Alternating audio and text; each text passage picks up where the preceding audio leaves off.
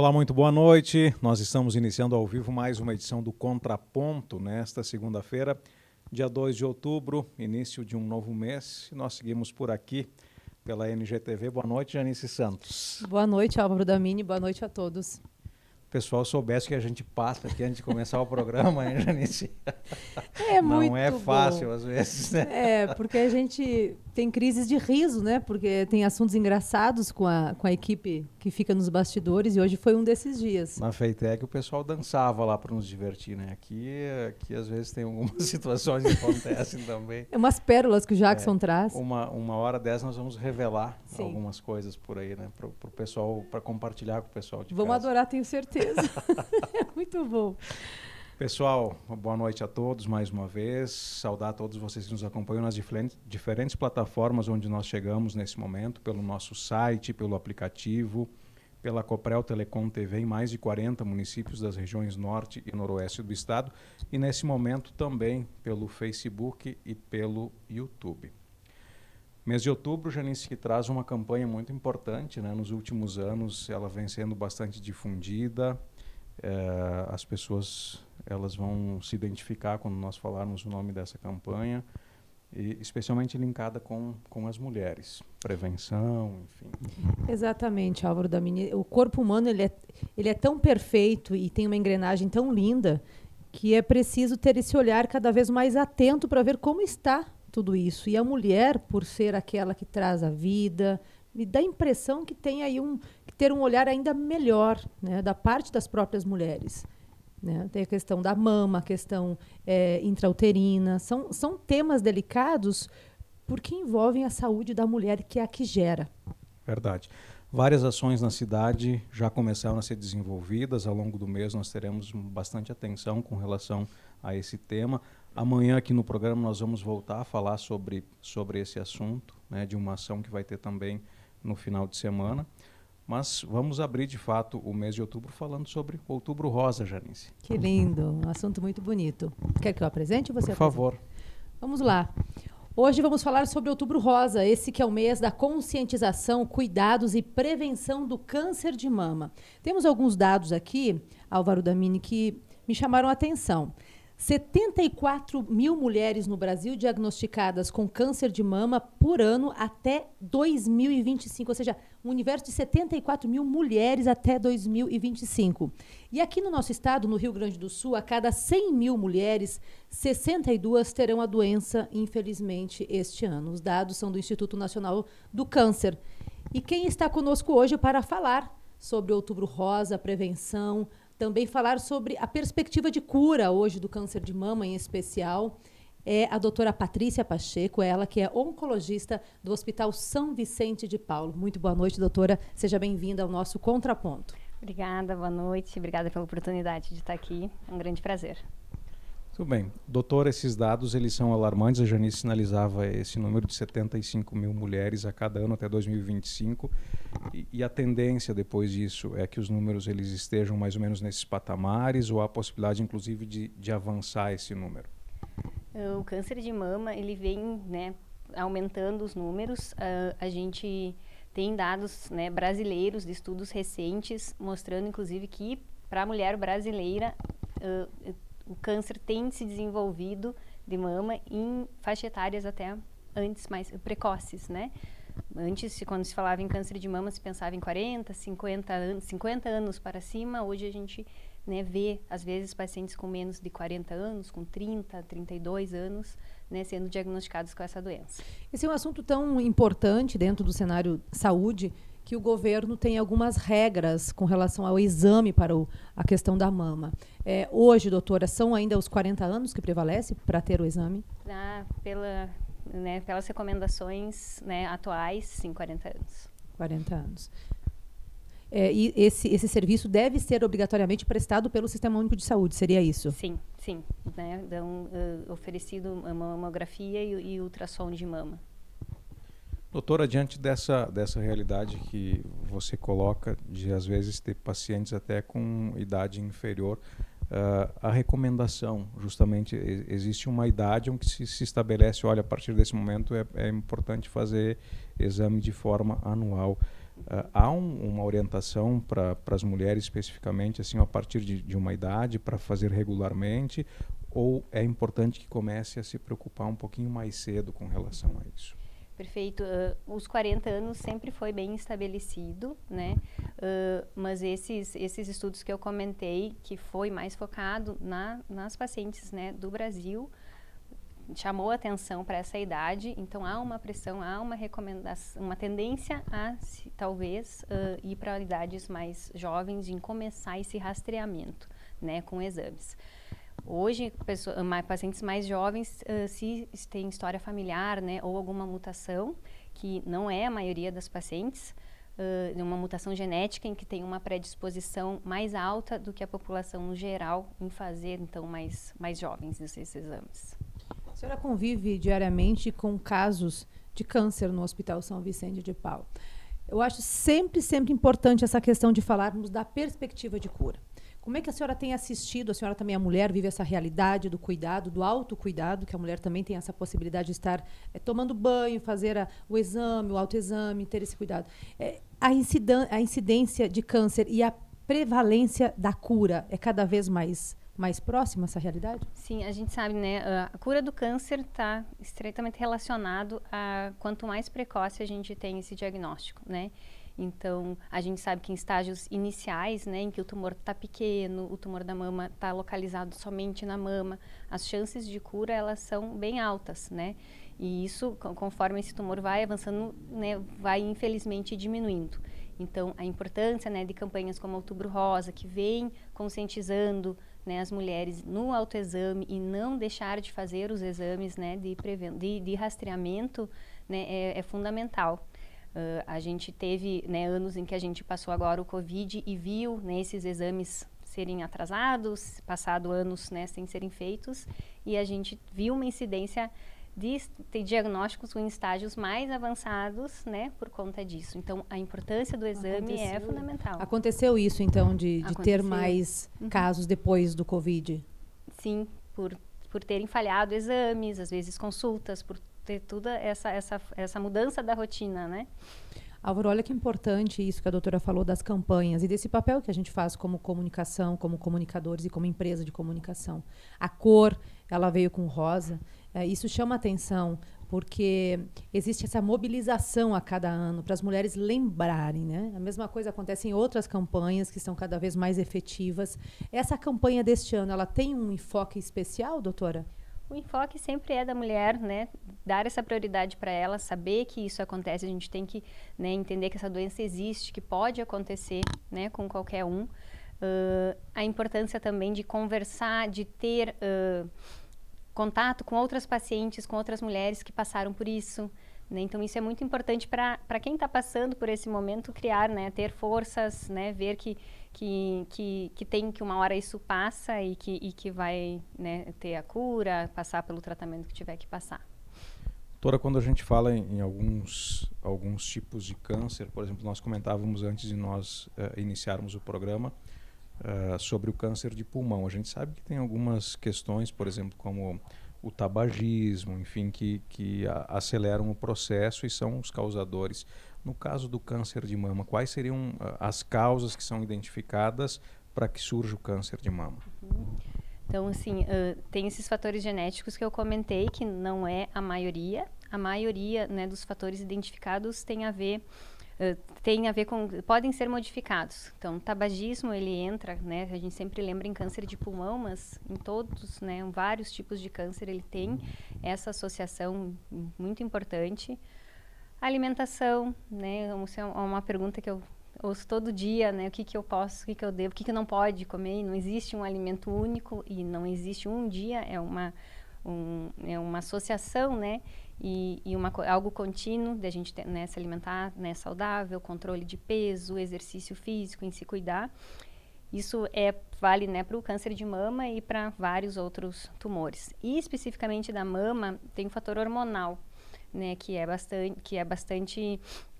influencia bastante, ou seja, né, pacientes que têm a primeira menstruação muito precoce, que tem um tempo de exposição muito grande ao hormônio, então poucas gestações, menopausa tardia, reposição, né, hormonal, uso, né, de anticoncepcionais.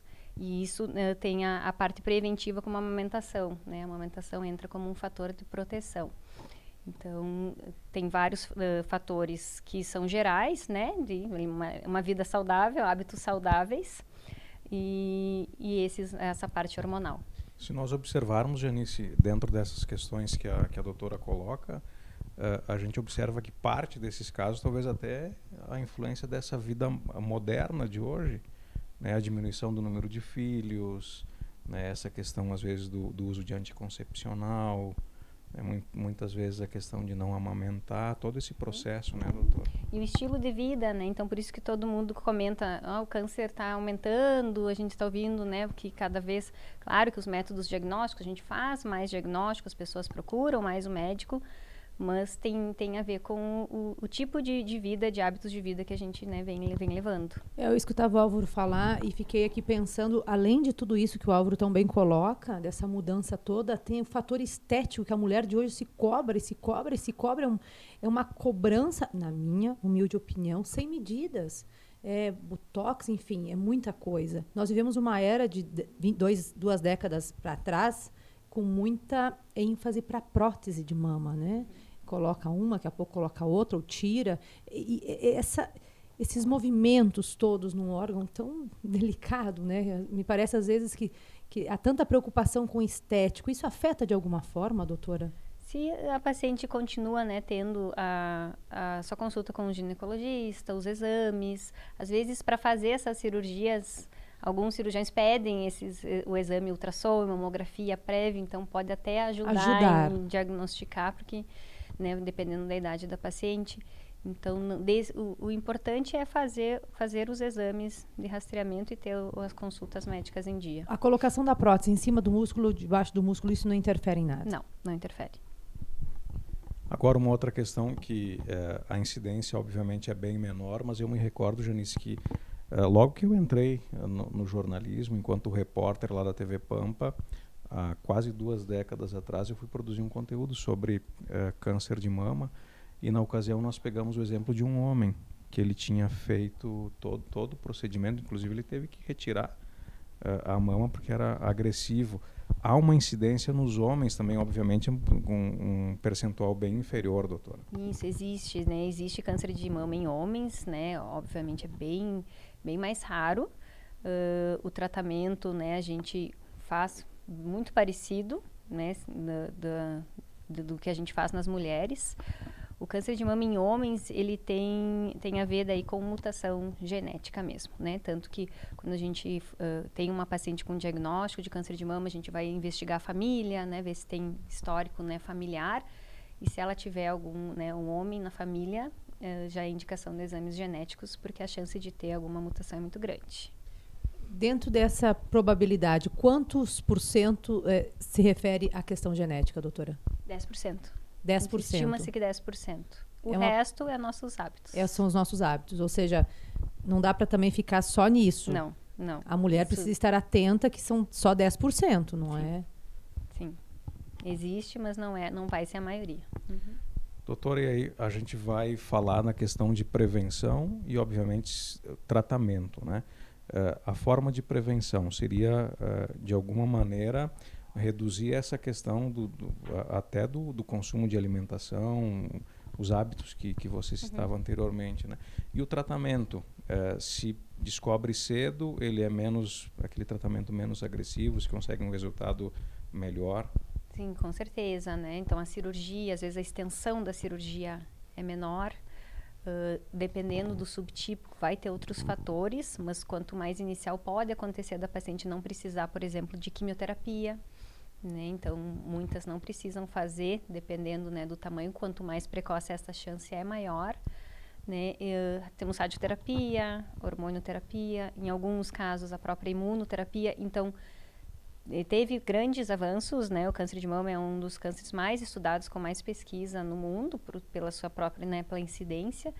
Então, a gente vem continuamente aumentando, né, a cura, né, e a sobrevida nos pacientes, né, que têm uma doença avançada, com esses novos tratamentos, né, diminuindo toxicidade, né, melhorando também a qualidade de vida.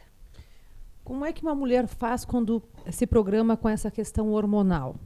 Ela deve ingerir o anticoncepcional, ela deve aplicar, ela deve usar DIU? O que é menos prejudicial para uma mulher em questão de hormônios? Não vai existir, não tem um superior ao outro, né? Claro que a maioria das pacientes que tem o diagnóstico, a gente não recomenda nenhum tipo, né, injetável, nem oral, né, por ter esse estímulo para a paciente já ter o diagnóstico. Claro que não é só isso, não quer dizer que usando hormônio todos vamos desenvolver, porque isso é super comum e não é toda mulher que desenvolve o câncer de mama que usa, né, o hormônio de qualquer forma. Mas é ter isso com cuidado médico, né, prescrito e de acompanhamento. Da mesma forma, evoluiu muito essa questão dos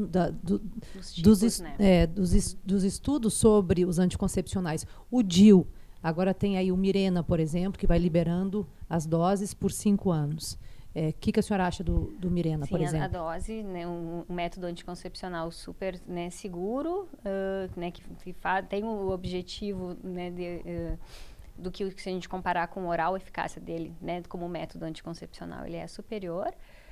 E os hormônios, no geral, sim, né, a evolução, a dosagem, então isso é bem diferente hoje do que se era, né, há tempos atrás, que se usavam tipos e doses muito maiores de hormônio. Né? Uhum. Doutora, uma profissional que trabalha diretamente nesses casos, acredito que muitas vezes tem que trabalhar até a parte emocional da mulher, porque ela, além de perder o cabelo, muitas vezes ela vai ter que perder a própria mama. Hoje tem a possibilidade de reconstituição e tudo mais, mas mexe também no íntimo. Como é que é trabalhar também essa parte emocional? Mexe bastante, né? Principalmente o cabelo. Então, a primeira coisa quando a gente comenta sobre a químio, né, a primeira pergunta que vem é o cabelo, né? A gente sabe o quanto isso impacta. Eu sempre tento mostrar para a paciente que aquilo é temporário, que a gente tem que ver a químio, todo o tratamento como algo que vem para ajudar, né? Que vem e não só pensar nos efeitos colaterais. A parte da mama também, hoje a gente sabe que a parte de reconstrução, se faz todo o empenho para tentar reconstruir, não ficar sem a mama, mas às vezes a gente sabe que em alguns casos a paciente tem que esperar um tempo, né, e ficar sem reconstruir mais tarde. E os tratamentos, né, a própria quimioterapia, ela vem muitas vezes antes da cirurgia para a gente reduzir o tamanho, né, do câncer da mama, para permitir uma cirurgia conservadora, né? Então, quando a gente fala em cirurgia conservadora é quando não se retira toda a mama.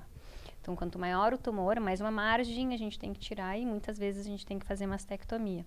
Então, a quimio antes pode permitir com que a gente faça uma cirurgia não tão grande. Então, é conversar, é explicar, tentar mostrar, né, por que a gente está fazendo, né, aquilo, por que ela vai... E por isso, de novo, da campanha em ouvir, isso é muito importante, a gente ouve isso todos os dias, assim, às vezes na sala de espera, de conversar com alguém que está ali, que já passou, já acabou o tratamento e falou, eu passei por isso, eu também tive isso, eu fazia, né, tomava tal remédio também, reforçava e dá né, a animada e encoraja a paciente. Então, acaba isso é muito sendo um importante. estímulo para quem está aí. Muito.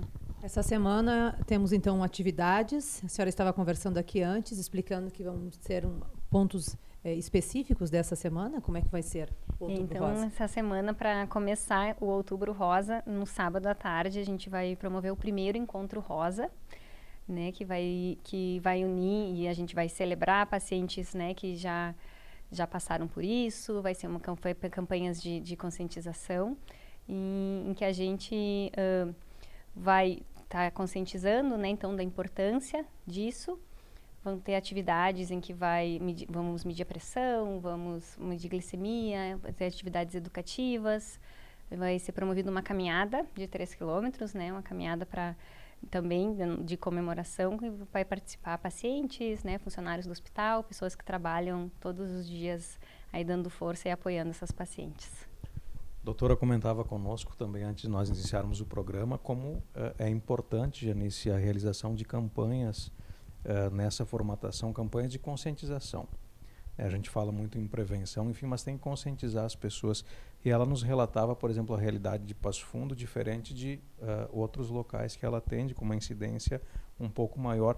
Até que ponto, doutora, esse tipo de campanha, de você estar comentando, participando de uma entrevista como essa de hoje aqui na NGTV, auxilia nesse processo, né, de fazer com que a mulher ela tenha a predisposição de fazer os exames com mais antecedência, se eventualmente notar alguma alteração, procurar o seu médico, a sua médica. Como isso auxilia de fato, né, nesse processo todo? Para o diagnóstico, para o tratamento, são vários, a gente precisa, né, de toda uma cadeia, de todo um acesso.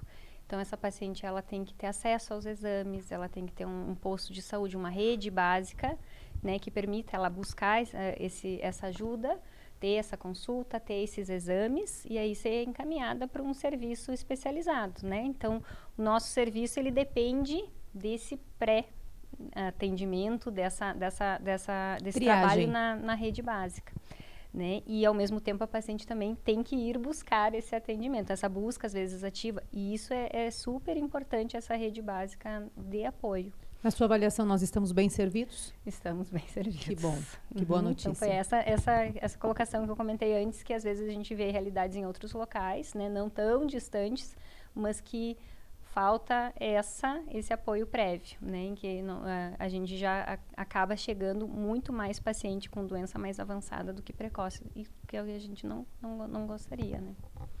Pois é, aí nós vamos ter o mês todo, né, Janice, para ver essas campanhas, né? Amanhã nós vamos ter vamos ter aqui o diretor da APECAM, que é a associação que auxilia pessoas que estão enfrentando o câncer, né, nas suas diferentes modalidades.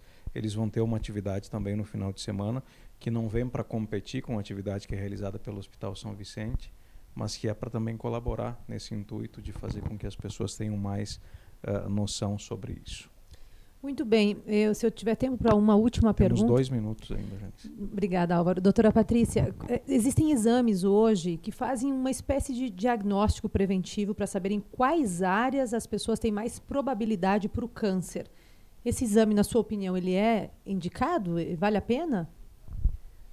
Tem os exames genéticos, isso, em que né, dependendo da história, da indicação, hoje é muito mais acessível. Às vezes o paciente, né, coleta num laboratório ou às vezes até em casa, saliva, sangue, e se faz todo um sequenciamento genético para identificar algum gene que dê alguma predisposição a determinados cânceres. E ali, tendo isso, tem toda uma recomendação de exames, né, para rastreamento precoce ou até prevenção, né, para a gente, né, impedir isso.